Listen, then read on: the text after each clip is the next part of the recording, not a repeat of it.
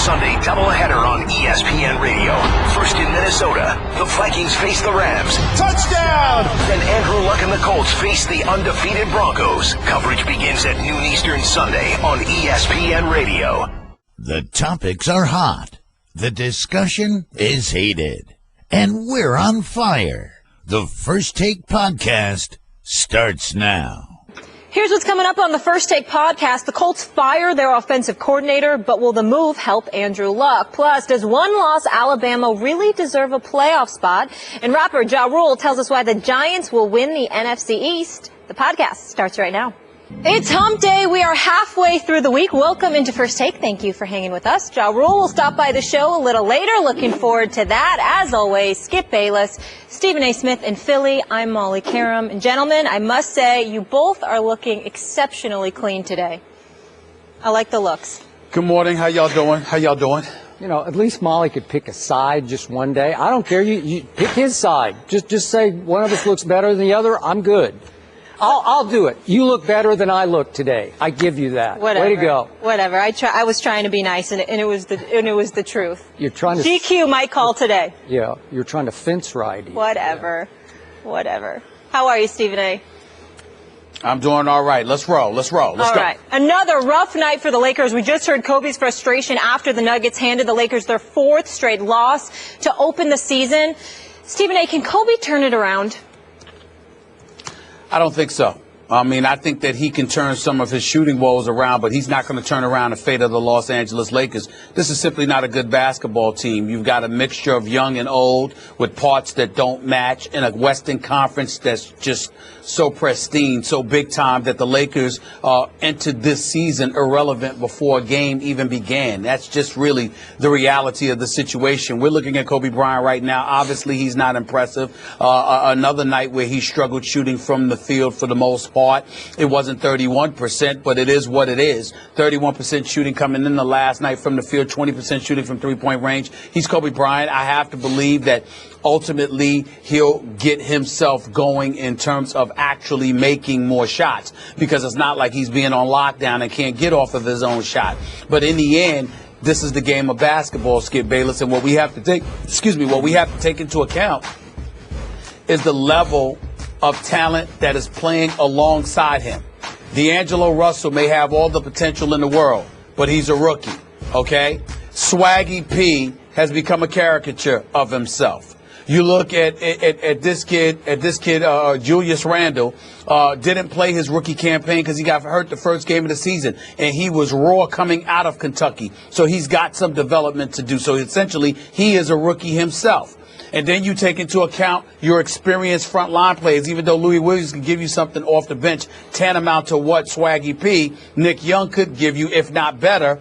In the end, he's but so limited because you've got Kobe and you've got Clarkson to consider. And then when you look at your front line, you've got a guy in Brandon Bass that can hit open shots and defend, but he's an average player. Let's just call it what it is. And then you look at a guy like Roy Hibbert, who lost some pounds in the off season. I suppose some people thought that would make him faster, but he's still as slow as a snail compared to the competition in the Western Conference. And in today's NBA basketball game, you get up and down the floor. You run. There are fives who are really stretch fours, and this is what they do. Everybody's stretched to some degree. You've got to be, unless you have surreal defensive prowess like a Dwight Howard, like a Hassan Whiteside, or you've got big-time offensive skills like a DeMarcus Cousins, who I believe to be the best big man in the game. The fact of the matter is the game is devoid of prototypical quintessential centers. Not that back to the basket, formidable big man that nobody can guard. No, this is a different day. It's a different game. And Roy Hibbert seems outdated in today's game. So when you take all of those things into consideration and then you couple it with the dysfunctionality that is the Los Angeles Lakers, with a boss in Jeannie Buss who refuses to fire her brother, who refuses to push this franchise in a forward direction by recognizing he needs to go, there's no way Kobe can overcome all of that. He's only human, and on top of that, he's 37 years of age. He ain't what he used to be. He's not the young lion that can carry this franchise on his back anymore. And that's the reality of the situation. So I think he can get his shot going, but it really, really doesn't matter. We said the Lakers were going to stink coming into this season, and that's where they are right now. And it's not going to get much better. And by the way, as much love as I have for Byron Scott, I believe he's in the wrong place. The only reason he's a Lakers coach is because he's a part of that franchise. In the end, he's better off coaching veterans who have established what they can do on the NBA level. To try to teach guys to get to that point, I don't think that's where Byron Scott's strength is. I think he's the kind of guy that needs to have a veteran squad, and I think he can do special things with a veteran squad. But with a young crop, teaching them how to play the game of basketball, how to be professionals, how to adjust to playing on this level, that's going to take some time, and he doesn't have that on his side. So you don't have the leadership, you don't have the coach, you don't have the players, which means you don't really have a basketball team. They just call them the Lakers. Okay, but for the sake of this question that I find pretty distasteful because it's very difficult to deal with, because I know you're a Kobe fan, and believe me, I am too. Yes. I don't want to talk about lack of supporting cast. I don't want to talk about Byron Scott. I don't want to throw Jim under the bus again and again. We know all that. We get all that. This is about Kobe, and I think I hear you saying that you're at least seeing the beginning of the end of Kobe Bryant. Is that fair to say this morning? Well, I think it's fair to say because he refuses to leave the Lakers, Skip, which is why I brought all of those other things up. If he was playing on a quality basketball team with quality players, I think that this is nothing more than a shooting slump. But with the Lakers, when you don't have anything to work with, I think it's worse than that because you're on the Lakers. I'm not sure about that. Back to Molly's original question, can he turn this around? Yeah, obviously he can turn his shooting around a little, but I don't think he can turn his game around a whole lot. I think that best case scenario that we're going to see Kobe Bryant, if he does, quote unquote, turn it around, still be a shell of his former Black Mamba self. I'm now convinced we're never going to see that guy again. Not after two debilitating major injuries and surgeries that he's been through at his advanced age, and we talked all about how many games he's played, 20th NBA season.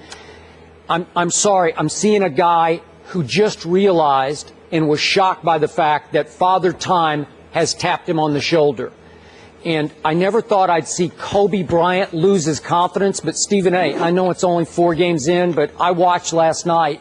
He just looked shell-shocked. He looked like a guy who's looking down at his body saying, go, come with me. Come, and the body won't go with the spirit, won't go with the heart, won't go with the guts anymore. And Kobe's just reduced to a spot-up shooter who has completely lost his confidence. Do you realize that last night, Kobe Bean Bryant shot 3 air balls? 3!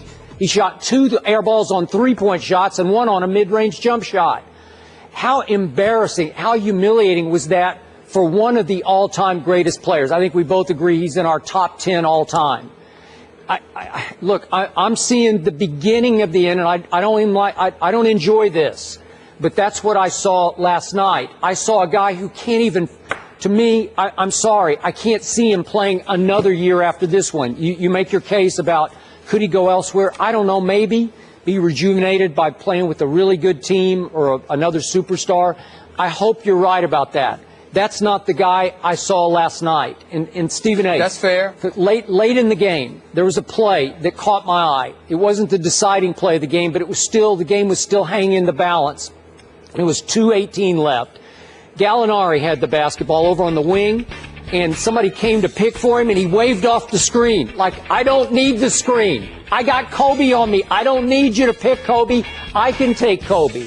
And I thought it was a little bit of a cheap foul. Kobe sort of bodied him, held him a little bit, but I wouldn't have called the foul, but Gallinari went up and banked it in. 3-point play, and that was the final nail in that coffin. That was the end of that game. So they lost to Denver at home. And I do, like you keep saying, D'Angelo's got talent and he's got future and potential, blah, blah, blah. I don't see it. That was not the second pick in the draft. So to your point, the bigger picture, look, like you said, they had bigger plans. They had a plan A to get a big man, and they didn't get a big man. The plan B should have been to take Jahlil Okafor with the second pick in the draft. I think it would have helped things. Yep. It would have sped your recovery a little bit. We've already seen nice flashes from Jahlil with the Sixers. He can play. I don't know if D'Angelo can play. Do you realize he doesn't play in the fourth quarter? He played 0 minutes in the fourth quarter last night, matched up against a Moutier, who didn't have a great game, but he had 12 points and 10 assists. He's better than D'Angelo Russell. D'Angelo's averaging in the fourth quarter 2.8 minutes through the first 4 games. So Byron's just saying, you're not ready for prime time, young man. You know, I'm going to keep you over here by me until you learn the game. And if you want to make the point, he will learn it. I'm sorry, I didn't see it at Ohio State. Didn't see it in the NCAA postseason. I don't see it now. Not the second pick in the draft. Let's keep in mind, even though he didn't have a good shooting performance, no question about that, Louis Williams did have 24 points. He hit 16 of 19 from the field, from the free throw line, I'm sorry. And you got to remember, Skip, that he's the guy. He can play that point guard spot, even though he's not really a point. He's a scorer. So if you're the Los Angeles Lakers and you're usually operating from a deficit, you don't need a point guard to come in there and run your team. You need guards who can put the ball in the hole, which is more Louis Williams than D'Angelo Russell. And since the Lakers are operating on a deficit each of these 4 games in the fourth quarter, I can understand why D'Angelo Russell's minutes are limited to some degree, because you're not asking him to run the team at that point. You're looking for somebody to erase a deficit and put the ball in the hole. Now back to Kobe. I do believe there's some dissipated level of skill. That's undeniable. Father Time seems to be catching up rapidly. Like I told you, it doesn't sneak up on you. It's just like boom. It just arrives, at a moment's notice. And all of a sudden you wake up one day and you're just not what you used to be. We understand that. But the flip side, Skip, allow me to bring up Michael Jordan in this respect. Okay? And can somebody get that music out my ear, please? I'd appreciate it. I'm talking. Here's the deal. When you're talking about Kobe Bryant, do you remember Michael Jordan, Skip, when he was with the Wizards? Yep. He clearly wasn't the Michael Jordan that was with the Bulls. But the flip side is, had he been on a better team, you're trying to tell me he could not have helped that team? Of course he could have, because he's MJ and he knows what to do. And even though he wasn't himself, he was still good enough and better than most to be able to help if he had a team around him. The problem is he was being asked to carry a hefty load. That is the case with the Los Angeles Lakers. If Kobe were on the Clippers, if Kobe was on some other team that was far more talented and respectable than the Los Angeles Lakers, I think we'd see a Kobe that would look better than he's looking. The problem is Kobe, in order to be effective, has to be Kobe that we've all known and loved all of these years on these Lakers. That is where your problem lies. He doesn't have guys around him, Skip, and therefore Father Time is going to really pummel him quicker than expected because of this team that he is playing with. It's a damn shame what the Los Angeles Lakers have done to him over the last 3 to 4 years of his career. It's a disgrace. I think the whole thing is a shame, and I apologize to you. We got to get some better music. We got to get your kind of music for our B-roll music. You should I'm not interested in music when I'm talking. Okay, I got it. I'm not interested in music when I'm talking. We got it.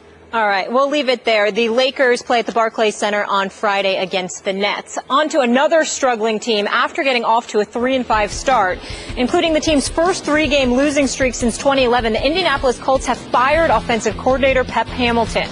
Colts head coach Chuck Pagano released the following statement. Through the first 8 weeks of the season, we have felt our offense hasn't performed at the consistent level that we need. Because of this, we've decided to go in a different direction and relieve Pep Hamilton of his duties as offensive coordinator. As head coach of this team, it's my responsibility to make sure I'm doing everything we can to put us in the best position to succeed. We thank Pep for his service to the team and wish him all the best. Rob Chudzinski will assume the role of offensive coordinator in Indianapolis.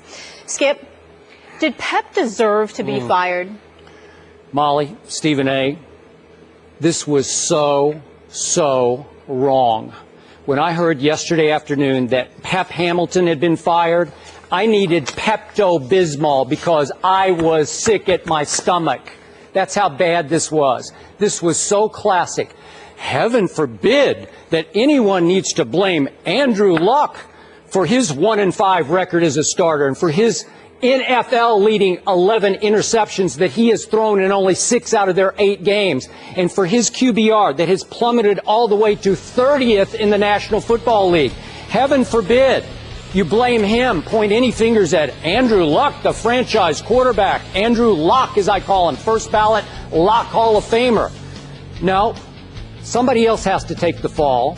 Somebody else has to be the midseason scapegoat. Hey, how about let's fire Pep? Yeah, let's blame him. Blame Pep Hamilton. And for those who don't know, Pep Hamilton is a sharp, young, rising African-American coach. He was a quarterback at Howard, a coach at Howard. He's been around the National Football League. He was actually Andrew Luck's coordinator at Stanford for a year. And this man is fast-tracking, I thought, silly me, because I've talked to so many people who have such high regard for Pep Hamilton. Stephen A., I thought he was fast-tracking to become a head coach in the National Football League. That's right. You ought to talk to Herman Edwards, our coach Herm, about Pep Hamilton. Just swears by him, raves about him. And this man just got fired over Andrew. Are you kidding me? We get this. The Colts have to do everything in their power to prop up this franchise quarterback, Andrew Luck, as he begins to free fall through his career. Obviously, his QBR has fallen each year that he's been in the league. But for Pep Hamilton to take the fall, it just made me sick, Stephen A. Your thoughts? Well, it makes me sick, too. And obviously, I'm not going to absolve Andrew Luck. He is leading the league with interceptions. Actually, the number is 12, Skip, not 11. He's thrown 12 interceptions. You actually were kind to him. He's been worse than what you even did. Go ahead. 12 turnovers. Yeah. You're absolutely right. Here's the deal. The fact of the matter is that, Skip, the only thing that I would challenge you on is I ain't stopping at Andrew Luck. How about Chuck Pagano? You're the head coach. You wanted Chudzinski all along. That's who you wanted. We know he had an offensive coordinator pedigree, before he got the Cleveland job, and that didn't work out and what have you. But we know that he was an offensive coordinator in Carolina. That's your friend. That's the guy you wanted.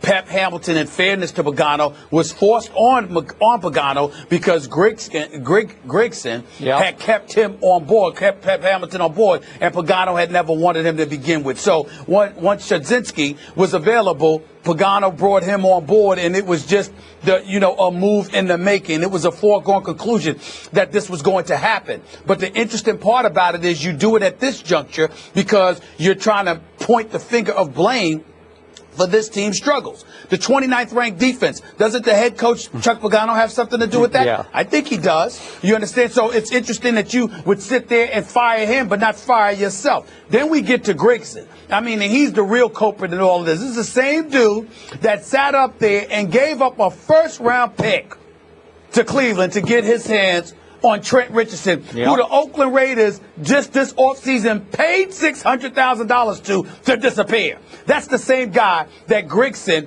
gave up a first-round pick for. Heremans, who is on the bench now, is the find in the offseason for the offensive line. You will also start somebody named Lance Lewis at the beginning of the season. So you failed to protect Andrew Luck. You didn't give him a running game to speak of, really, okay? You're sitting up there and absolving yourself from it, and you allow Pagano to get rid of Pep Hamilton. This is some disgusting stuff that's going on here. This dude was on a fast track to becoming a head coach, and now he's out of a job because of Pagano and Grigson. Especially Grigson, who, by the way, some players are walking around saying he think he invented the game of football, that he knows more than everybody else, that nobody can tell him anything. It's just unbelievable. The same guy that has some responsibility in diming the New England Patriots out with the whole Deflategate scandal. Yep. It seems to me that Grigson is willing to point the finger at everybody but Grigson when it comes to the struggles of the Indianapolis Colts. But karma works in mysterious ways, and sometimes it's not not that mysterious. Sometimes it's preordained what will transpire because of your actions. And you mark my words, Grigson will be lucky to have a job at the end of the season. So will Pagano, because when you make moves like this, which are clearly Bush League, weak, pathetic, as far as I'm concerned, it ends up coming back to bite you too. This was a real weak move on the part of Grigson, more so than Pagano, because Pagano wanted his guy. But it's still weak to throw Pep Hamilton to wolves like that. And Pep Hamilton wasn't perfect.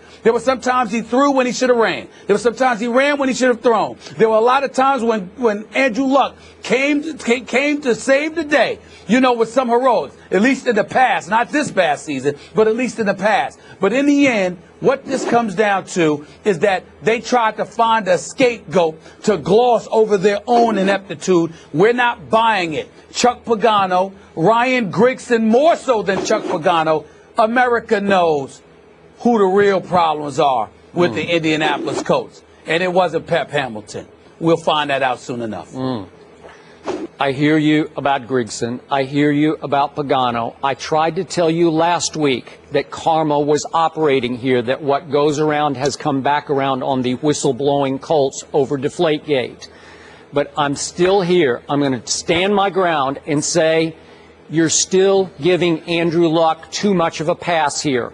Everyone is trying to protect Andrew Luck. So many people who said he's going to be a superstar and a cinch Hall of Famer before his draft, before the RG3 Luck draft. They're digging in and trying to point the fingers at... How am I trying to protect him? Okay, look. He's not the one that fired Pep Hamilton? Okay, but he is not blameless here. And I have to believe that he wanted Pep Hamilton. I don't know. Why didn't he stand up and fight for Pep Hamilton? You would think, as the franchise quarterback, he could take a stand and say, no, that's wrong. You cannot fire my guy, Pep. I'm sorry. Andrew Luck is in no position to fight anybody at this particular moment in time, because those turnovers are not about play calling most of the time. They're overthrows, they're underthrows. He's fumbling the ball. Everywhere you turn, Andrew Luck is turning the football over. That's not on an offensive coordinator, and Andrew Luck knows that. So when you make those kind of mistakes, you are in no position to flex and talk about what you want and what you need to be successful when you had it in place and you didn't operate accordingly. A matter of fact, they're probably thankful Andrew Luck performed the way that he performed, because it gave Pagano the opening to get rid of the offensive coordinator.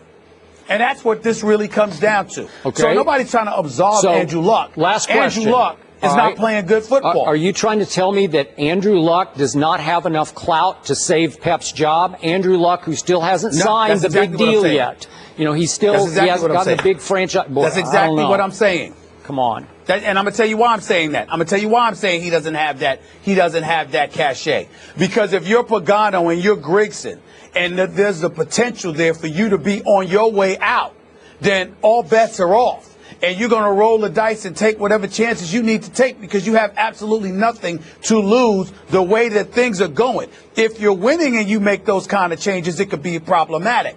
But if you're losing and you're nosediving and dysfunctionality is reigning all over your franchise, then you have absolutely nothing to lose.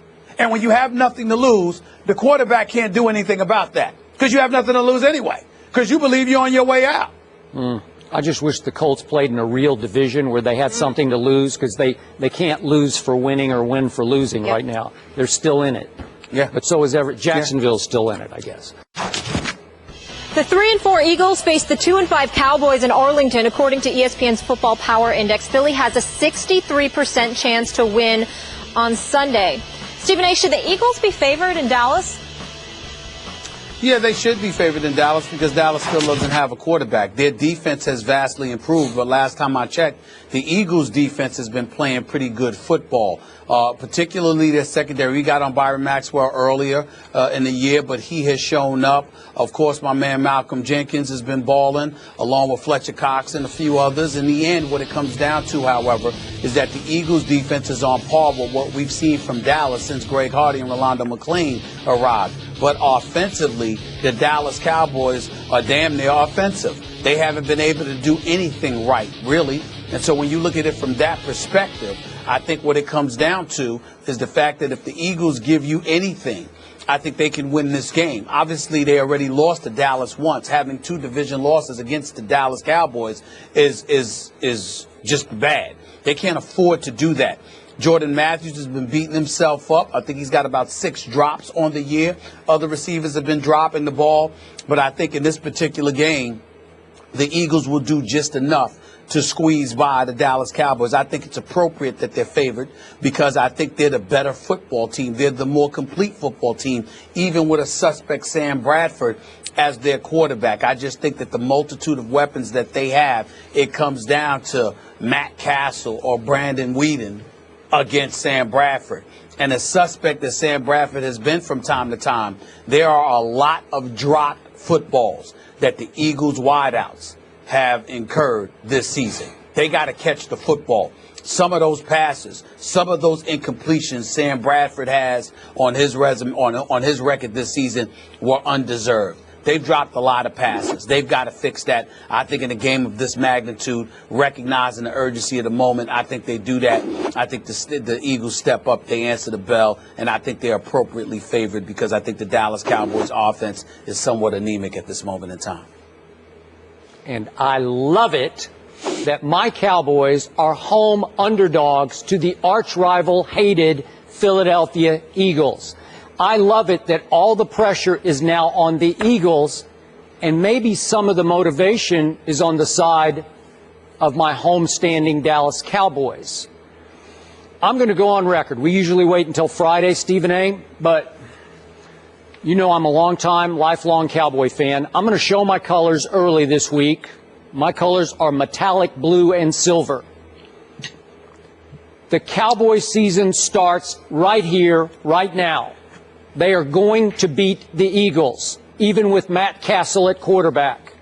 I believe that even Matt Castle can make one more play than Sam Bradford can.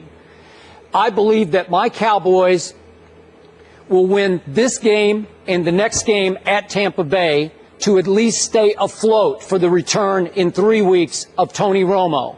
And I believe there could be some quiet motivation, I hope they don't talk about it, as a payback game against this kid, Jordan Hicks, the rookie. He's a very talented rookie out of the University of Texas for the Philadelphia Eagles. In fact, he is tied. He's the one that hurt Romo? Yeah, he hurt Romo, but he's tied for the lead in team tackles for the Eagles. Every time I look up, he's making another play. Way to go, kid. But you cheap-shotted Tony Romo. You said that you attacked him when he was on the ground, defenseless, and you broke his collarbone.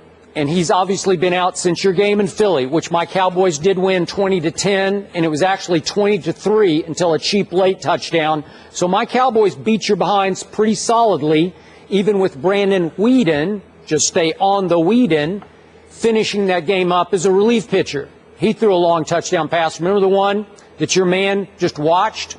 Remember the one Maxwell just watched Terrence Williams run to the end zone with? That made it 20-3. So I got a feeling that my Cowboys like their chances this time. They've been close, they've been close, they've been close.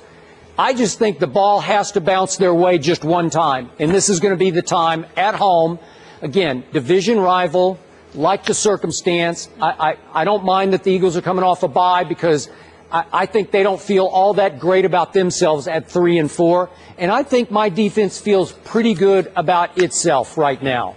So Darren McFadden pounds the ball.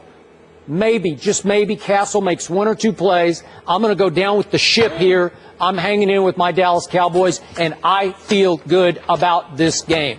Thank you.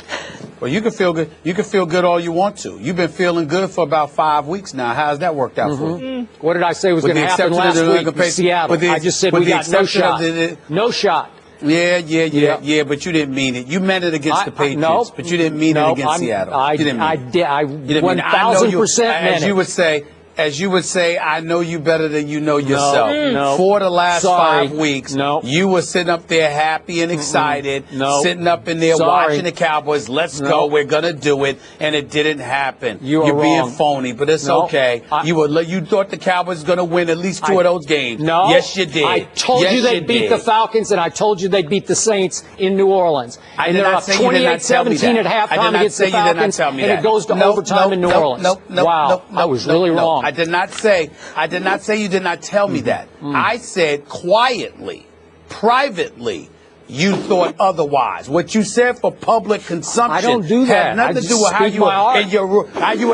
How you were in your room sitting there saying, "We could do it, we could do it, we could do it." That's why your heart was broke. That's why your heart was broke. That's why you're miserable. That's why the Dallas Cowboys keep letting you down. I told you they were going to break your heart, and you wouldn't listen. And that's what's going on here. So you're just trying to disguise it because we got a long season to go. No, but we I know don't. your heart's broken because that's a no. It doesn't. It's over, and you know it. Oh, it's over. I told you what's going to happen. We're one game out of first place in the loss column. Really, it's over. After this weekend, you'll be 2 games. Oh, we'll says discuss we're that going to be later. 2 games. We'll get into that later. Wait a second. And since Miss Molly just threw this out there, are we all sure? Are we just 1,000% convinced that the Giants are going to win at the Buccaneers? Yes, we and sure we're going to discuss that later. Oh, yeah, you were sure last week, too. Oh, it was so close, Skip. Stop it. You didn't know the Giants were going to put up that many points. I did know. I saw that one coming. I heard your scores. Those weren't your accurate predictions. Yeah, well, so wait a second. The Redskins play at the Patriots. They're going to lose. How's that going to work out for them? What if, just what if? Oh, gosh. What if the Giants got upset by Jameis and company down in Tampa Bay and the Heat down there? That'd be sad. And what if the Cowboys beat the Eagles? Then what would these standings look like? Wow. That would be interesting, wouldn't it? That would be. But that won't happen. Like I said, just setting yourself up to get your heart broke. Just go ahead. Well, I'm with Stephen A. I'm trying to be there for you. Yeah, I'm trying to be there for you. You don't want to listen. It's okay. At least I'm going down with the ship, baby. Okay, right? You enjoy going down with the Titanic. You go ahead and you do that. Wave to everybody. You go down. You go down and sink with that ship. Go ahead. Go ahead. We'll see. Hey there, everybody. We're Mike and Mike. It's that time of year again, Greeny. You're absolutely right, Golick. The college football playoff is here. And we're giving you the chance to be in with us at the national championship game. Here's what you do. Listen live every weekday for your chance to win the Mike and Mike at the college football playoff sweepstakes presented by AutoZone. Listen live for that winning word, then just enter for your chance to win. We're picking a winner every week. Who's in? Visit ESPNradio.com/MikeCFP for complete contest rules. The first edition of this season's college football playoff rankings were released on Tuesday. Undefeated Clemson is ranked number 1, followed by LSU. The defending national champion Buckeyes and one-loss Alabama round out the top 4. For the second year in a row, the committee seems to be sending a message to the Big 12. Undefeated Baylor, 6th. Undefeated TCU, 8th. Undefeated Oklahoma State, 14th. And one-loss Oklahoma is 15th. Skip, are you okay with one-loss Bama in the rankings? Yes, I am, Stephen A. But before I get to my why, allow me to disqualify this topic, if you will. All that this is to me at this point in the college football season is a highly effective, actually a brilliant PR device by which the NCAA is able to set off the media and in turn the fans and create great debate halfway through the season that is absolutely meaningless.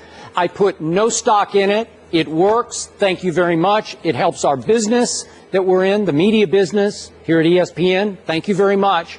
But I, for one, refuse to fall into this trap at this point in the season because I remind you, the first ranking that came out at this point last season featured 3 teams that did not make the playoffs. Last year, Mississippi State was 1 at this point. Auburn was 3 and Ole Miss was 4.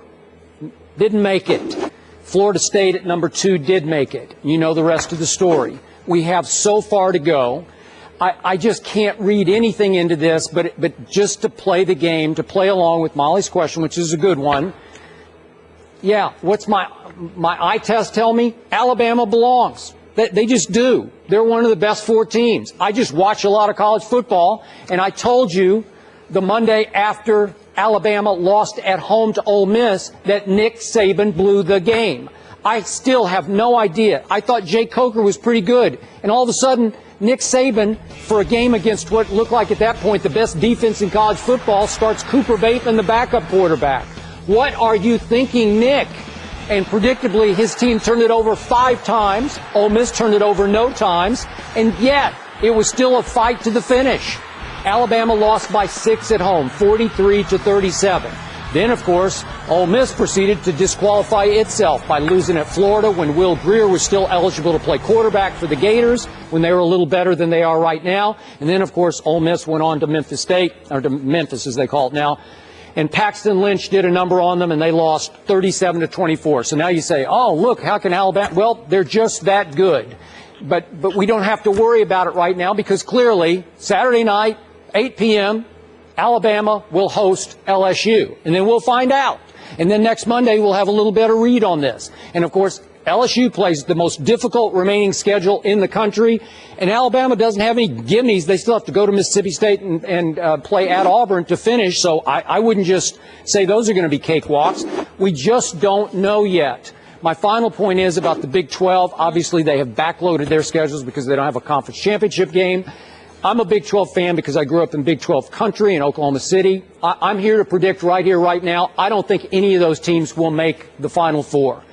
Seth Russell, maybe, if he'd stayed healthy at quarterback for Baylor, but with this kid Jarrett Stidham, who's a true freshman playing, I just don't think they're going to be good enough. TCU isn't as good as it was last year when I made the case. Remember, on the last day, the last ranking, TCU fell from 3 to 6 because they didn't play a conference championship game. They just beat up on Iowa State at home. Well, I fear for my conference again because Oklahoma State is not that good. They gave up 53 points in a victory over Texas Tech. And my Oklahoma Sooners managed to lose to Texas, which got shellacked at Iowa State the other day. So to me, just write them off, right off the conference. But Alabama deserves to be in the top 4. Your thoughts? Well, come on now. Roll Tide. That's what I thought I would get. I'm going to say Alabama Complete obviously belongs in the top 4. Yeah. Well, it is complete objectivity because when they lost to Ole Miss, I was like, what the hell is going on here? But I loved how they stomped Georgia, and they just beat down Georgia. Then they showed up against Texas A&M, my man Kevin Sumlin, and they handled their business at Texas A&M. So I give them their props. Now, let's say this, Skip. Alabama can't lose to LSU. I don't care about an eye test. No. You can't go and lose to LSU, have 2 losses on your resume, and be in the Final Four at the expense of Baylor or TCU out of the Big 12 if they run the table, go undefeated, at least one of them does. You can't do that to them. You can't do that to them a second year in a row. I don't care how good Alabama is. You can't have 2 losses. 1, yes, but you can't have 2. All right? So that's the way I look at Alabama. I think they'll beat LSU. I think they deserve to be in the conversation. Yep. LSU beating Florida, I think, showed me something, and if the game is a nail bite and it's tight, but they lose to Alabama, then that makes things interesting about LSU because that would be their lone loss on the season thus far. We got to see. It's not about whether they lose to Alabama or not if they lose. It's about how they go down. If it's a nail biter, similar to what happened with Clemson against Notre Dame, then all of a sudden you look at LSU different. But if LSU loses to Alabama the way Georgia lost to Alabama, then you know what? You wipe them out and you say, hey, this doesn't work because you had a playoff caliber game. You understand? And this is how you showed up and performed. That's got to be held against you. So we'll see what happens with LSU as it pertains to Alabama. I think Alabama beats them, of course. I look at LSU. It depends on how you lose. Yep. If you do lose again, it'll be just 1 loss. I go to Notre Dame. They've got 1 loss already. They can't afford another loss. I don't see them having a potential for a loss again until they go up against Stanford, even though Temple, right here in Philadelphia, let's give the Temple Owls some love. They gave Notre Dame a run for their money. They sure did. Who knows how that's going to be held for them or against them. Notre Dame has to show up the rest of the season. They have to show up against Stanford as well. When I look at Clemson, there's no question. To me, they deserve to be number 1 right now. Dabo Swinney just pointed out how he ain't paying attention to the polls right now. The one that matters is the last one, and that's when he's going to have a big-time party. That's what they're going to do. But I look at Clemson and how they've played thus far. I think they deserve to be where they are, but I'm interested in seeing, Skip, what they do against Florida State. So am I. I want to see that matchup. Yep. I want to see how they perform. I want to see how they look. So we've got LSU, we've got Alabama, we've got Clemson, and of course Ohio State is Ohio State. They've had some issues. J.T. Barrett just got in trouble. You might go back to Cardell Jones. You might go back to J.T. Barrett. The quarterback play has been suspect. Yep. But I have no problem with the top 4. We just need to make sure the public understands, in all likelihood, this 4 will not last because, again, you've got LSU and Alabama playing one another. One of those may end up dropping out of the top 4, leaving room for one of those teams in the Big 12 or Notre Dame. To me, the debate is, what are you going to do between Baylor, TCU, and Notre Dame, assuming Notre Dame runs the table and wins the rest of their games? Michigan State is undefeated. I know that, but I don't like the way Michigan State has looked all year, and they didn't deserve to have beaten Michigan. You talk about luck. There was a lot of luck involved and a lot of mistakes on the part of Michigan. I just don't give them a lot of credit for that particular victory. They're undefeated, but they haven't looked that impressive. It comes down to the 4 that are in this thing, with the 3 outside looking in between Baylor, TCU, and Notre Dame. And remember, Notre Dame lost its best quarterback, its best running back, right, and its best tight end, and they're still a very talented team. God bless them, but I'm not sure they're what they could have been when this year started. Right. And I'm no I'm question with about you. it. Yeah, go ahead. Go ahead. I'm sorry. Go ahead. I'm sorry. Go ahead, Skip. Ohio State is still the most talented team in the country, and I'm hanging in with them winning it all. They haven't played quite up to their talent level yet because they've had all kinds of issues at quarterback because Cardale did not live up to the hype of coming into his first year as the full-time starter. But if they catch fire the way they did last year, late in this year, I just don't think anybody can touch them. Well, I think Alabama, I would love to see a rematch of them and Alabama in the Final Four. I would tell you that. I'm not going to sleep on Clemson because I think Dabo's doing a hell of a job with them, and I think they've got tremendous potential, and they can beat anybody if they bring their A game. Of course, I'm going to pay attention to all of that, but I'm also going to look at Notre Dame as the potential sleeper because I think that they can win the rest of their games. And if they do it, despite the injuries they've incurred, you got to give credit where credit is due. The only thing that I would say to their coach is I like him a lot. I think he's done a hell of a job at Notre Dame. Just don't be grabbing your assistant coaches. You know, the guy that work for you, by the neck on national television. Yeah. Just pump your brakes on that. Right. It doesn't deserve to be a federal case. He overreacted emotionally. Nothing to lose sleep about. Just try to chill on the sidelines on national television. Yeah. Pump the brakes a little bit. You ain't got no reason grabbing your coach like that. With you very much. And I want to compliment you on your upgraded college football knowledge. It is spectacular. I'm impressed. You know your stuff. Well, thank you very much. Yeah. Thank you very much. I learned from the best, bro. Learn from the best. I don't know about that. And speaking of I'm not joking. Yeah. From me, obviously. Everyone knows that. What did you say? Molly, I'm not joking. I didn't watch college football that much until Skip. I give Skip all the credit in the world. Well, you certainly do now. And golf, he gets all the credit for that. Thank you, bro. The Browns announced this morning that quarterback Johnny Manziel will start tomorrow on the road against the undefeated Bengals. Browns starter Josh McCown is dealing with a painful rib injury that he suffered Sunday versus the Cardinals. Manziel made his NFL debut last December against the Bengals, throwing 2 interceptions in a 30-0 loss. Stephen A., what do you expect from Manziel on Thursday night?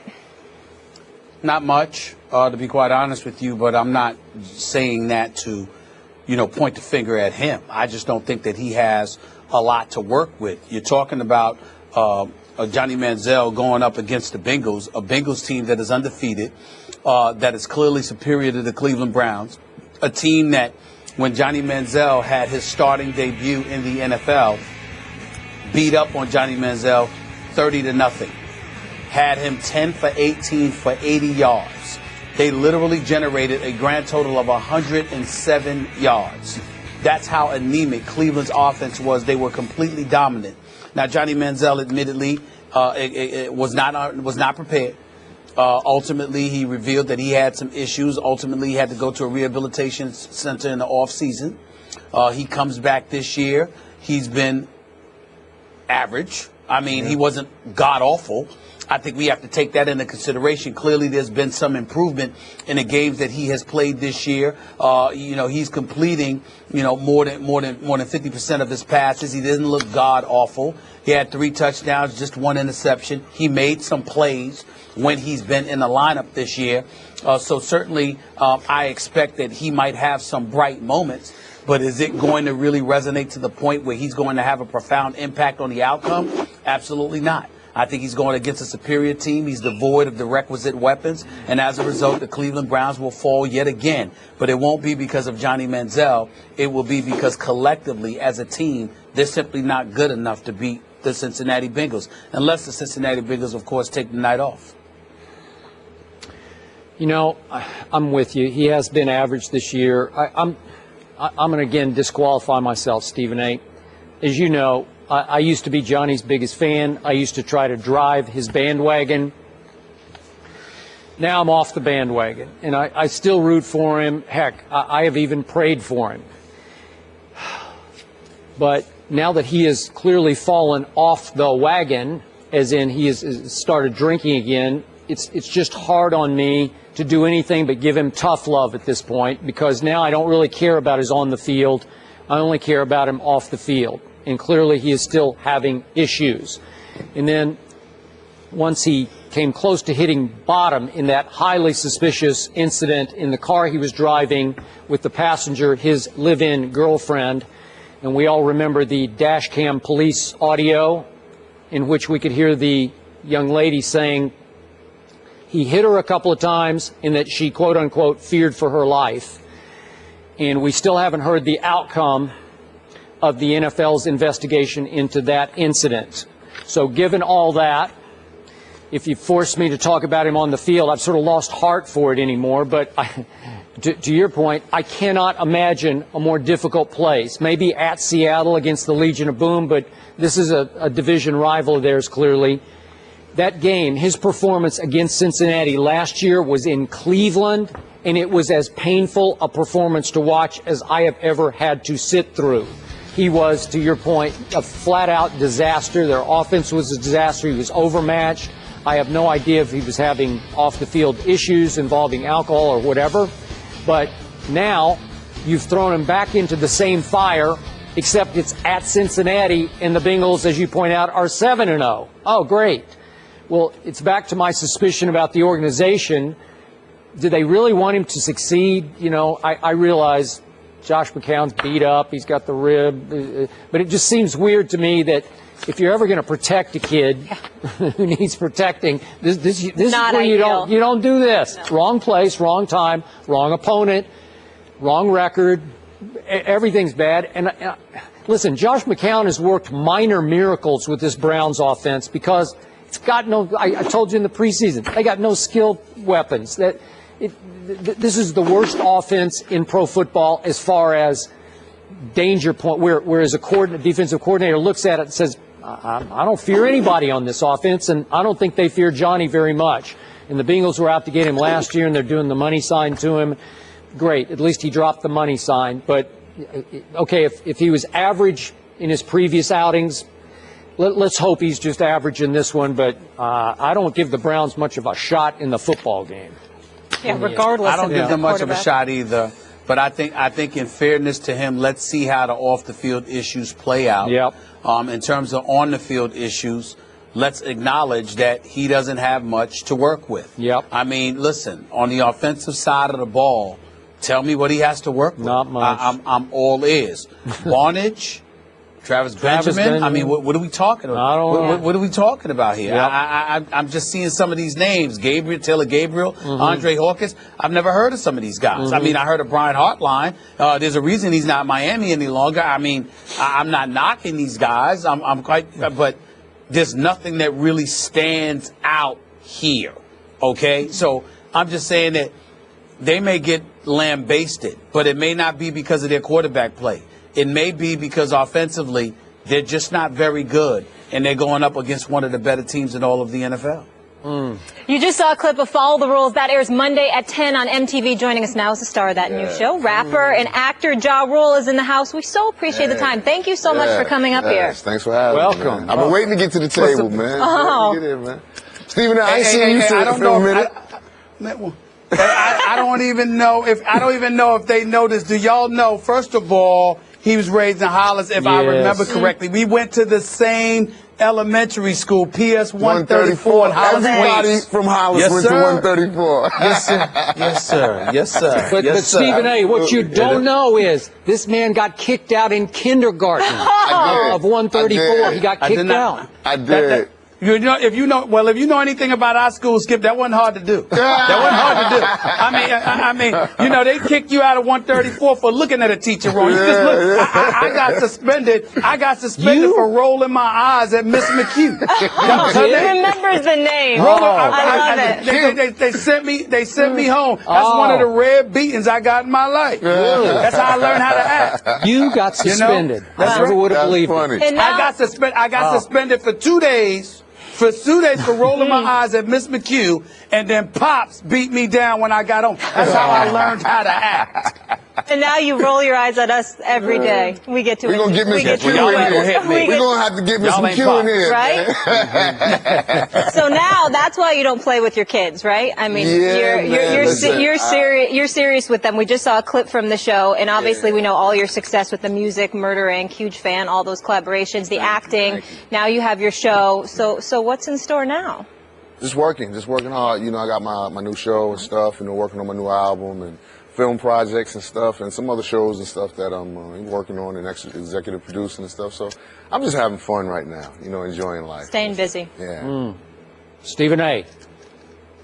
Well, listen, I just want to know what made you decide to do this? What made you decide to go this route, considering your music background? I know you've done some acting before. Yeah. I've watched you with Steven Seagal and a few others, and a few other movie spots that you've done. Yeah. But what made you decide to go this part as opposed to really focusing primarily on the music?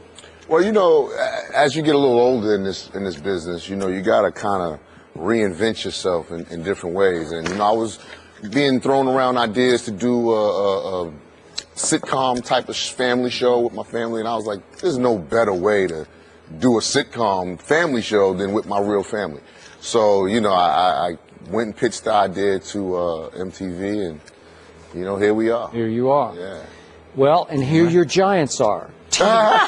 Teetering somewhere close to first place in the NFC East. Yes. Okay, give us your take on their chances of winning this division, especially because of your quarterback, Eli Manning. I think we're going to win the division. And I think, your boys are looking bad.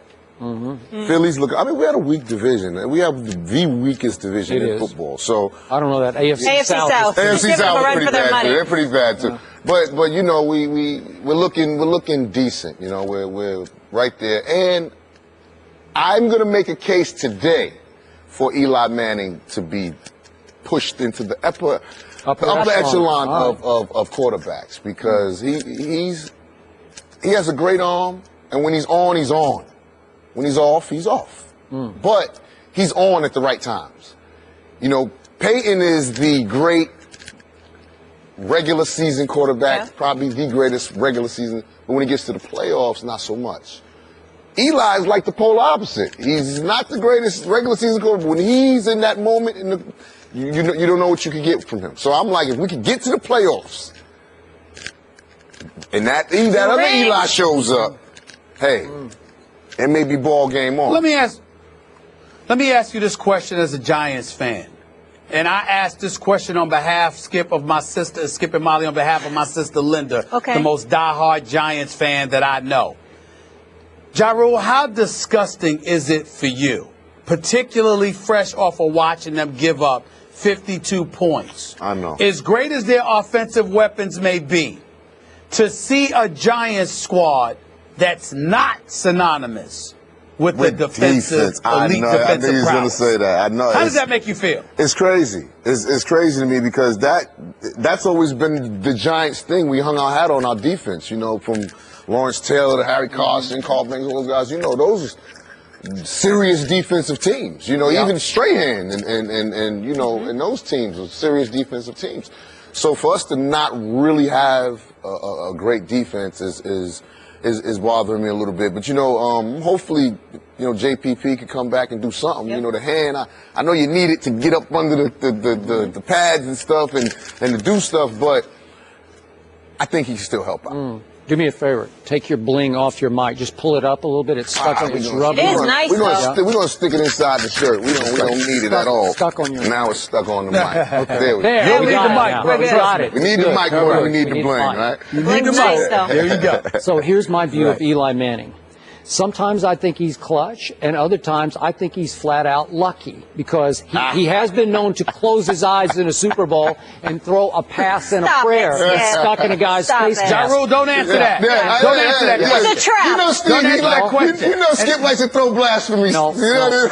Exactly. Even the other day at New Orleans, his best throw of the game was, to me, a pass and a prayer. He just hauled off and threw it as far as he could, and Odell just happened to drift behind the two DBs and caught it for the longest touchdown of the game, right? Am I right about that? You call it luck, I call it clutch. Okay, clutch or luck? I think it's clucky, maybe. Right? Yeah, I don't know. Let me say this. Let me say this, Ja Rule. Let me say this. Ask Skip this question, Ja. Oh, yeah. Yeah. Do you wish Tony Romo was that lucky? Yeah, I bet he does. I bet he does. Because bet he he's does. not that lucky. He gets into, he's very ever. unlucky. Over the past 3 years, Tony Romo has been the clutchest quarterback in pro football. Come on. I can Without give you a the Super stats. Bowl. I don't have them right here, but trust me. In the fourth quarters, he's been the clutchest. The best non-winning quarterback. Statistically, he has the the most best comebacks. non-winning quarterback of the modern era. Wait, help the me best out. non-winning quarterback of the modern era. Help me out. What happened in this very year's season opener? Remember that game at Jerry World? What happened? How clutch was just talking Eli at Super the end Bowl. of that game? That was luck. That was him getting lucky. That was Tony Romo picking your absolutely. defense apart and throwing it to Jason Witten for Our the clutchest secondary's touchdown? not that good. Oh, come on. It was like taking candy from a baby. Oh, really? Yeah. And you're going to win the division with a defense that gave up 52 because points? your team is they're in a wheelchair right now, and so is Philly, and so is Washington. Okay. So we're looking pretty good. Okay, so here's my teammate. scenario that I just told Stephen A. and Molly about. Coming this Sunday, my Cowboys get to play host to what's left of those Eagles and Sam Bradford, as I call him. And if my Cowboys win that game, and maybe, just maybe, your Giants slip up at Tampa, which is highly possible.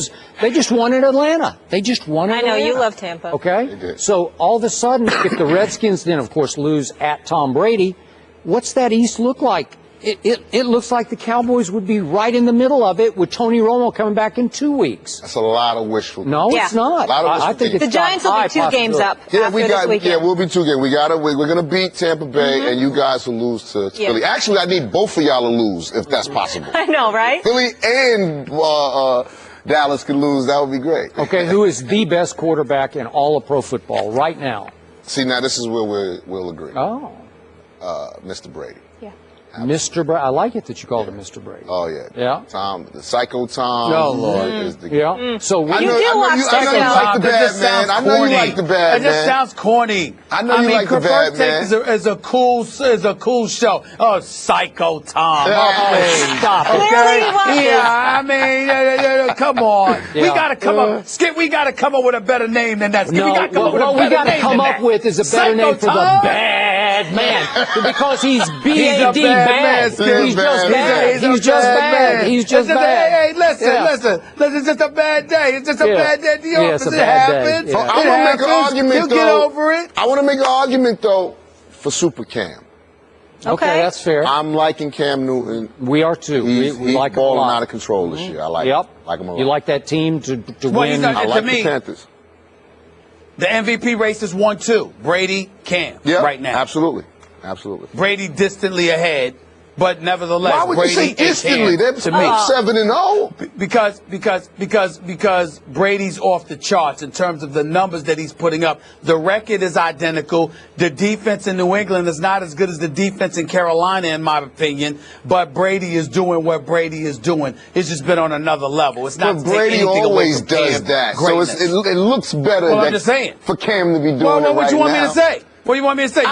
Listen, I wish I could ignore it. You have to go with the bad man. You're not allowed to go with Brady. You got to stick with the bad man. Tell him, Skip. I agree. Stick with the bad man. Tell him, Jock.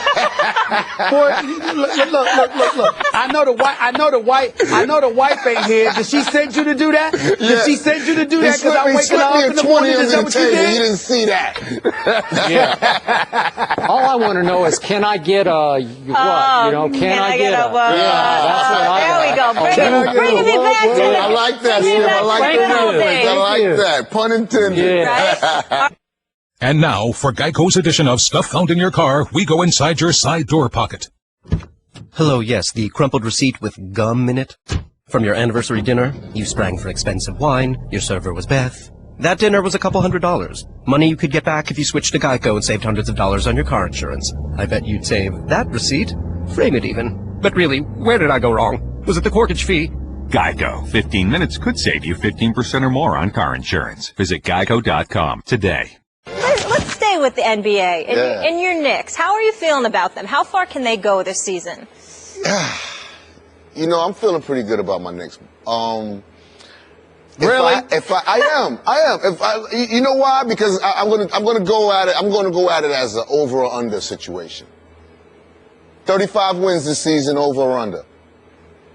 What do you think? Under. I'm going over. You're going over. I'm going over. Because over 35. Of what? You know why? I want to say the Knicks this year, we go as Porzingis goes. Mm-hmm. Because that's a mouthful. Oh, God. And you just said over 35 and credited it to Porzingis? Why don't you just turn in your basketball card right now? I mean, clear. Listen, when we win 36 games, I'm coming back. Who paid you off? When we win 36 games, I'm coming back to see you. I mean, I want to know what member of the New York Knicks paid you off right now. We're well on our way. You didn't even say Carmelo. Hold on. You didn't even say Carmelo. We won 2. You didn't even say Carmelo. You said Porzingis? Yes. I'm going to tell you why. Because Melo's going to be Melo. Melo's going to be Melo. We know what Melo's going to do. Melo's going to come out. He's going to score that basketball. Porzingis can stretch the floor. He can bring that 4 or 5 out to 15 feet to the three-point line, which leaves Lopez room to do what he does down there. Lopez? Yeah. So now you bring Lopez in. He's not a bad player. Are you a Knicks fan or not, man? What is going on here, Stephen A? I thought you were going to be on my side with this one. I'm a truth teller. Yeah, okay. I think Porzingis, evidently not. Here's the deal. I think that Porzingis has an upside. Yeah. I think that in a couple of years he's going to be ready. He's averaging 11 points already. I think that he'll be fine, and he has some developing earlier. I think he's developing ahead of schedule. Robin Lopez is a journeyman center. He's 7 feet and can't stay in one place. That should tell you something. He's not a scrub, but he's not a difference maker. He's not a difference maker. I didn't say he was a difference maker. I didn't say that. Hold on now. I give the Knicks some love from the perspective they are looking better. They're playing harder and feistier. Yes. They deserve a lot of credit for that. But for you to sit up here and act like Porzingis is going to make that kind of a difference from 17 wins. That's right. You're talking about they're going to win plus 35. That's right. What's the matter with you? You heard it here first, baby. Right here on First Take. The Knicks win over 35 games this season. You know what? I'm with Ja on this one because they are respectable and they are surprising. They won at Washington. They are surprising. And you know what? And the East is terrible. Hey, this kid Porzingis, he's got one thing going for him. He is tall. I mean, he is seriously tall and fairly agile. Yes. Fairly agile, and he can shoot it a little bit. Okay? And he nearly got his neck broken when Melo fell on him the other night. I hope he gets better after that. But did you see the putback? Yeah. Did you see the putback? That's what I'm looking at. He is a rare specimen. Basketball, man. Gyro, with all due respect, when you're 7'3" with the wingspan like that, he doesn't even have to jump to dunk. So what do you want, a cookie? I mean, that's like sitting there and giving me credit let me tell you. for touching my ceiling in my crib. No, I mean, it ain't I'm gonna that tell you, damn hard. that's fearlessness on the glass. That's what that is. That's what that is, man. Yep. And he's 19. He's a kid. Was he 19, 20? He's a kid. Yeah. And he's developing Skip rule. earlier than we Skip thought. rule. That's what I'm going to tell you. All objectivity out of the window. Skip rule. Not Ja rule. Skip rule. Skip rule. That's what I'm That's calling right. you. That's I mean, it's right. Well, we know unbelievable. this show is It's all about unbelievable. skip rules, right? Rules, yeah? Yeah, Thank that you. is I wouldn't know that. Yep, I wouldn't know that. yep. I wouldn't know that. Yeah. You rule when I want you to. Yeah. So, best teams in the NBA right now are? Golden State. And on the other side, Cavaliers. Golden State, Cavs. I like your Spurs. I like your Spurs to go to the championship this year. Do you? Yeah. They got a great addition with Marcus. Oh, he's been good. Yeah.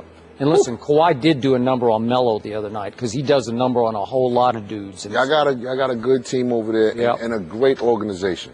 That's important too. It's like New England. Yeah. When you have a great team and a great organization, it makes for championship teams, and as you see, they win a lot. And what do you think of the Thunder so far? Stephen A. has Westbrook winning the MVP. I love this OKC. year. I'm gonna toss up between Westbrook and Steph. Yeah, Because Steph he looks ridiculous. He's like the video game in real life. So he's like crazy. Like you can't do nothing with Steph. Stephen A., what do you think about your pick so far of Westbrook for MVP? Well, I still listen. The only person that's getting in his way at this moment in time is Steph Curry, and we understand why. Steph Curry's just on another level, but it's a long season, and Russell Westbrook is a pit bull. And I look at him, and I think he's coming. And I don't think that it was far beyond the pale for me to pick Russell Westbrook as my league MVP winner for this upcoming season, because I think that despite the greatness of Kevin Durant, which will shine, and he's shown, and he's definitely shown it thus far in this early part of the season, I think from a longevity perspective, I think Russell Westbrook will be right there with Steph Curry, and we will see what happens from there. Absolutely. You know, the one person who's standing in Russell Westbrook's way for MVP is still Kevin Durant. I'm sorry, because they are the two most explosive players to me, other than Steph, in the league, and they happen to be on the same team. And then at Houston the other night, late, they degenerated back into that, is it your turn or my turn? Are you going to shoot a three or am I going to shoot a three? And it's hard because they're both superstars. You know, this is the craziest thing about this conversation right here is that LeBron wasn't mentioned. For the first time in probably 10 seasons. Stephen A. broached the question yesterday, is Steph now the best player in the whole league, including LeBron? Absolutely. Wow, that's absolutely. I would give Steph. Well, because I look at LeBron. LeBron is more complete on both ends of the floor because Steph can't do defensively. What LeBron can do defensively. And LeBron is a locomotive coming at you. His physicality and his physical prowess usually gives him obviously a decisive advantage.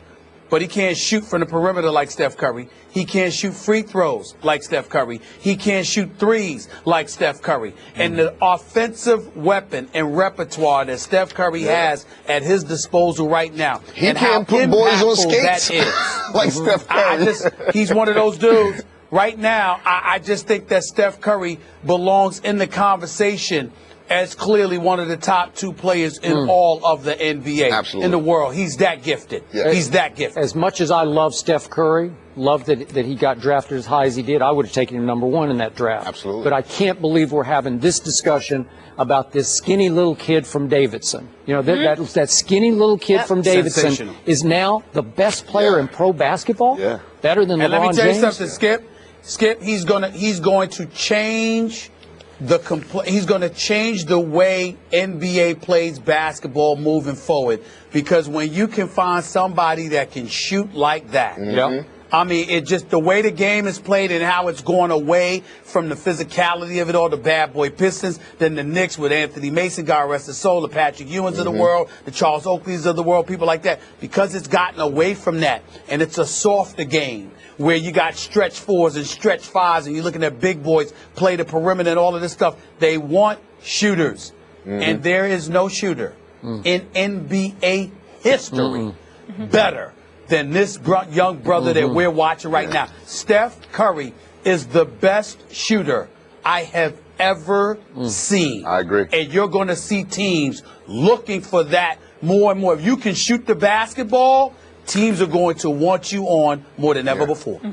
It's so fun to watch. We'll see your Knicks tonight. Porzingis and Melo, they're going to be at the Cavs, and I have good news for you why we're going to go up 2 in the division. This just in, Tom Coughlin said Jason Pierre-Paul will practice this week with the defense. Oh, it's over. And could make his season debut in Tampa Bay. Call off the rest of the year. Call it off. The division belongs. Thank you so much for being here. This is so much fun. We'll see you after the Knicks win 35, right? Absolutely. All right. Remember this, Olivier Vernon's infamous low hit on Marcus Mariota earlier this season? Well, USA Today's Tom Pelissero writes how that moment could have been the beginning of the end of Ken Whisenhunt in Tennessee. Mariota played most of that game before being pulled late in the fourth quarter. He hasn't played since. Titans interim president/CEO Steve Underwood was asked Tuesday if controlling owner Amy Adams Strunk was concerned about leaving in Mariota against Miami. Here's what Underwood had to say, quote, I didn't hear that exact concern, but Strunk has repeatedly mentioned Marcus's health to me. I think she actually spoke to Mike Mularkey, the Titans interim coach, about it this morning. I know she had talked to Ken about it and to Rustin Webster, the general manager. She's very concerned about making sure that we do everything that's necessary, including keeping him out of games in order to avoid making his current injuries any worse. Skip, should Whisenhunt's handling of Mariota played a role in his firing? No. Stephen A., if it did, and I cannot defend Ken Whisenhunt in the big picture, but if this was the reason that he was fired, it's just flat out wrong. Now, if you want to look at his record as Titans head coach, which is 3-20, you got me there. If you want to look at his record over his past 35 games as an NFL head coach dating back to his last year at Arizona, during which he's 4-31, you really got me there. But I still have some respect for Ken Whisenhunt. If you recall, he did coach Arizona to that 2008 Super Bowl. And the next year he did coach that Arizona team to a 10-6 record. I still have enough respect for him in his handling of quarterbacks, despite the tweet from Matt Leinart ripping him yesterday. I don't understand what he did wrong with Marcus Mariota. Now, I'm old school, and I view this differently than you do.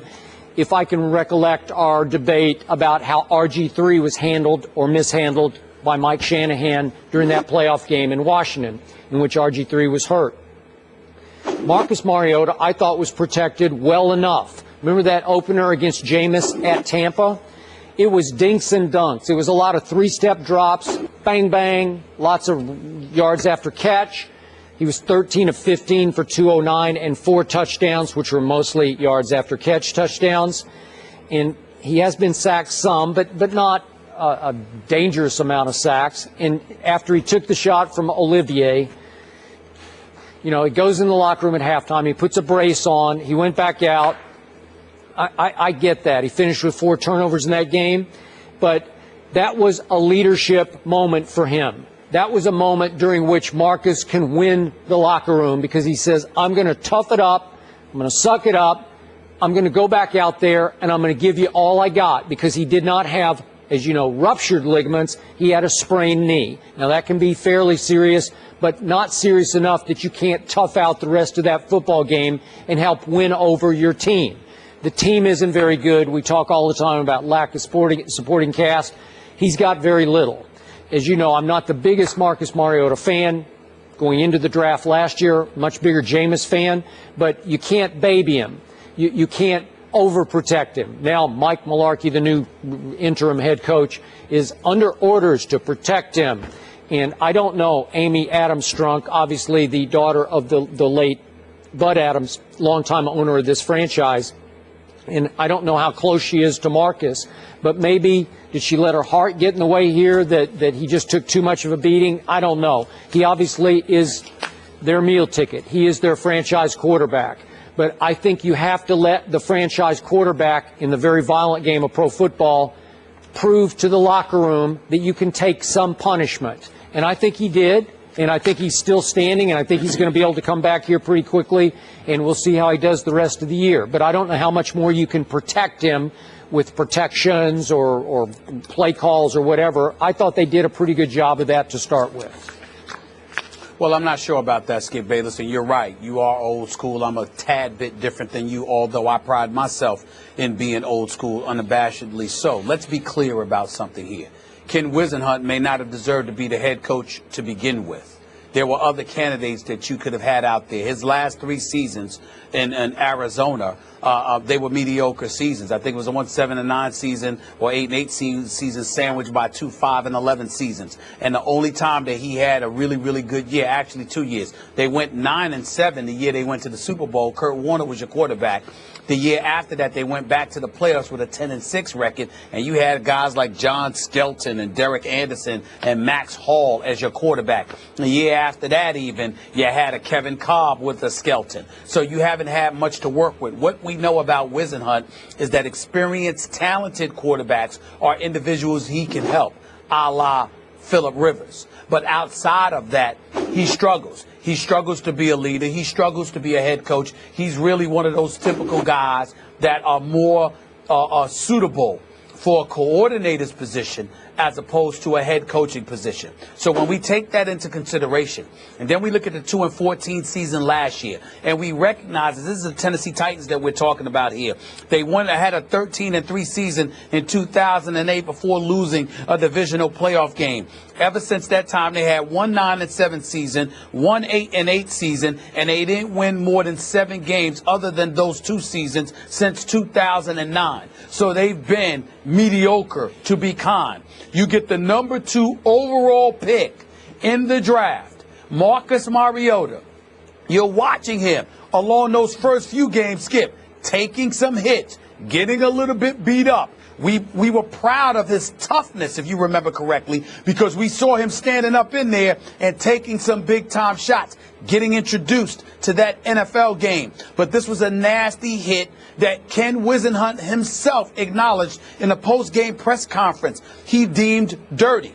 Well, if you deemed it dirty and it infuriated you to the point where your quarterback was hurt, considering the fact that he's the number 2 overall pick and you have an investment to protect, I'm thinking that Amy Adams Strunk was on the right course here when she's talking about leaning towards the side of caution, because it clearly is a marathon. It's not a sprint. We don't need instant results right now. What we need is somebody to build this franchise around, and let's not jeopardize him in his rookie campaign because we leave him in a particular game a little bit too long. Why bother with that?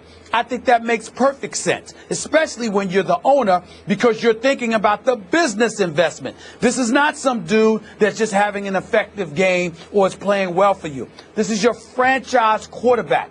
This is the future you have staked your franchise on. He's not just somebody you need to play. He's somebody you need to market. And Ken Whisenhunt, seemingly being oblivious to that, I think errs on the side of irresponsible. To me, I'm not saying you deserve to be fired because of that.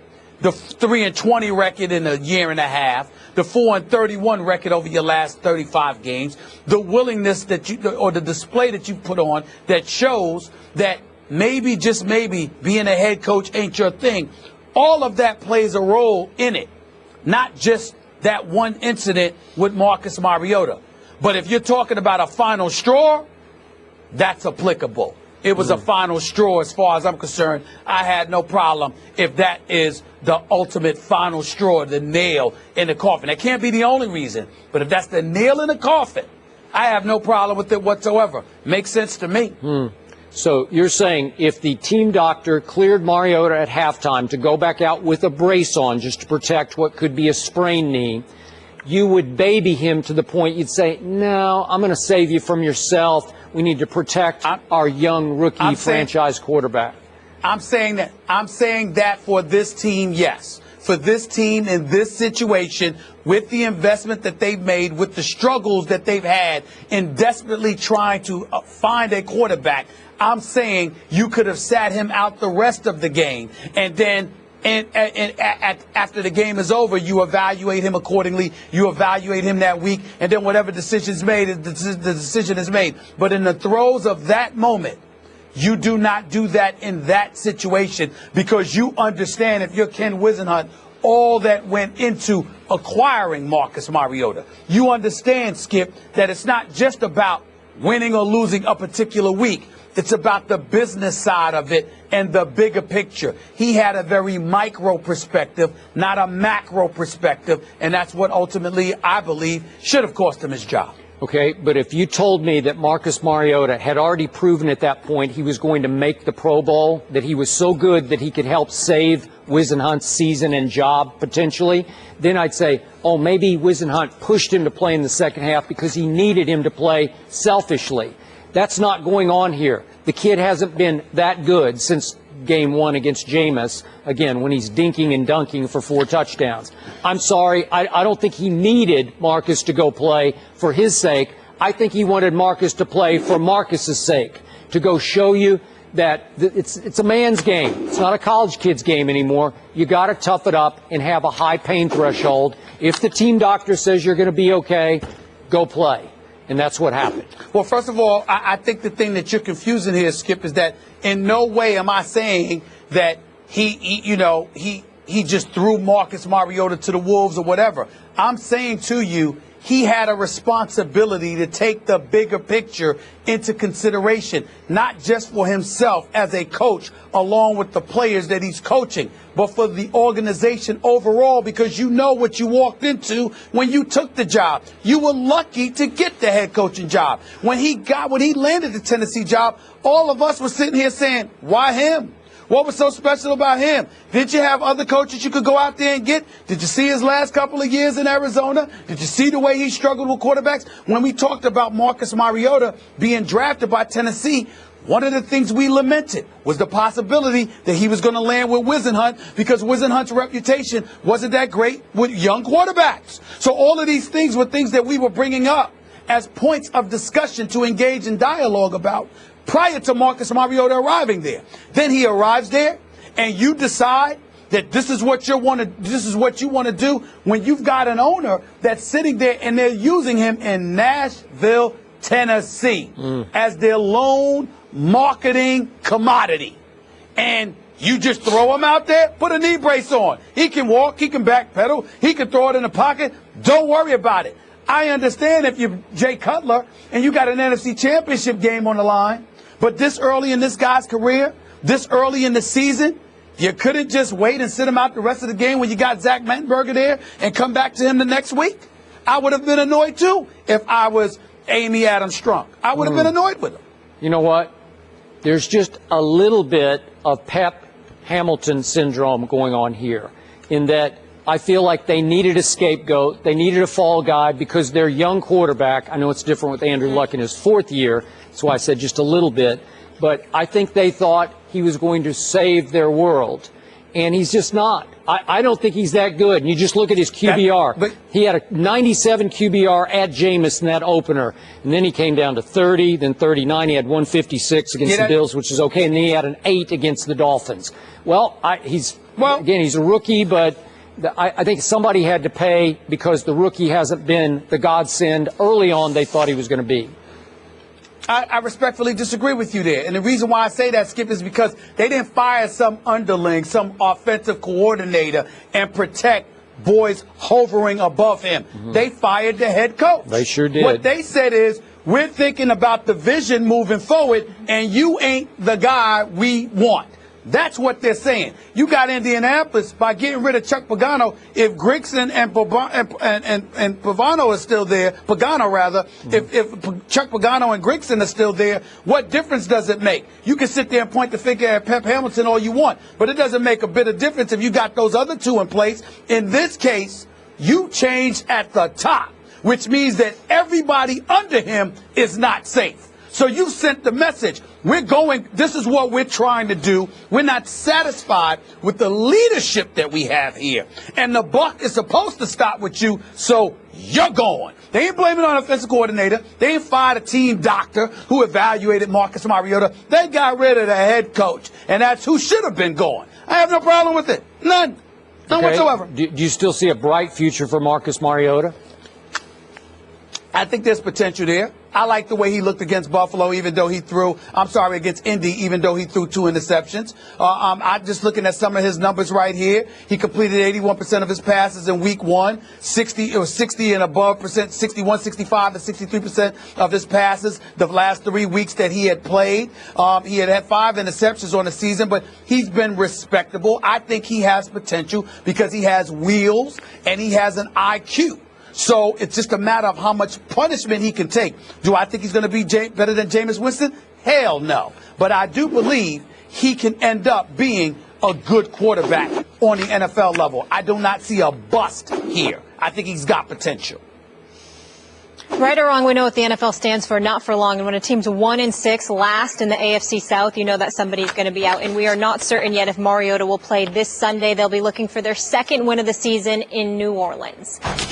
We have a good one on ESPN tonight. 2 of the best teams in the West face off tonight when the 4-0 Clippers travel north to face the red-hot Steph Curry and the Warriors. Golden State is an 8-point favorite at home. Stephen A., what do you expect in tonight's game?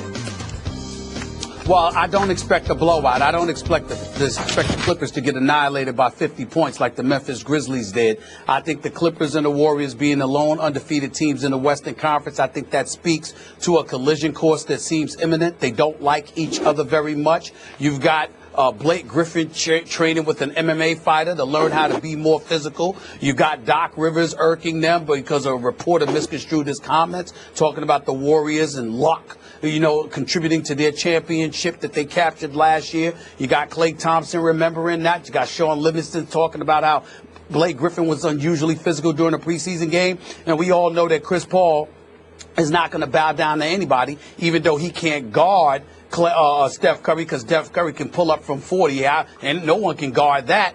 The flip side is that Steph Curry and those boys are going to have to guard Chris Paul, too. So it's going to be real interesting to see what transpires. There's no question about that. And Doc Rivers is going to take it as a source of pride as well, because even though he's the coach and he can't go out there and play Skip, it is something to be said about the fact that Steve Kerr isn't there because he's out ill.